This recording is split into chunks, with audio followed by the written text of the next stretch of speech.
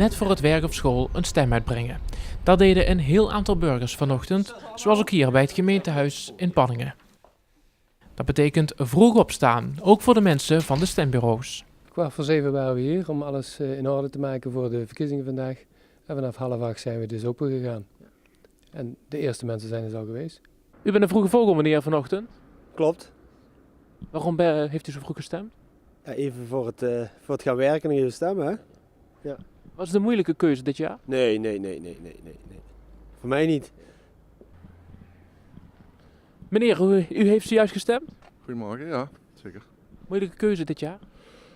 Nee, ik ben op het moment niet zo van de landelijke partijen, dus ik stem lokaal. Wat verwacht u van deze verkiezingen in het algemeen?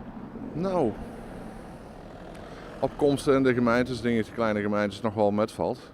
Dat verwacht ik dan. En ik denk dat er veel mensen lokaal gaan stemmen op het moment. Er zijn nog niet veel aanbiedingen, dus er is meer landelijke politiek wat aangeboden wordt. En eigenlijk maar 2 lokale partijen.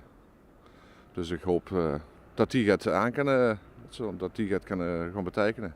Ook in Helden werd er al vroeg gestemd.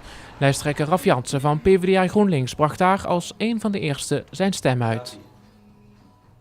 Bent u al nerveus? Nee, daar ben ik te oud voor. Ik ben tegen de 70. Dus mensen, ik heb alles al een paar keer meegemaakt. Verlies, winst.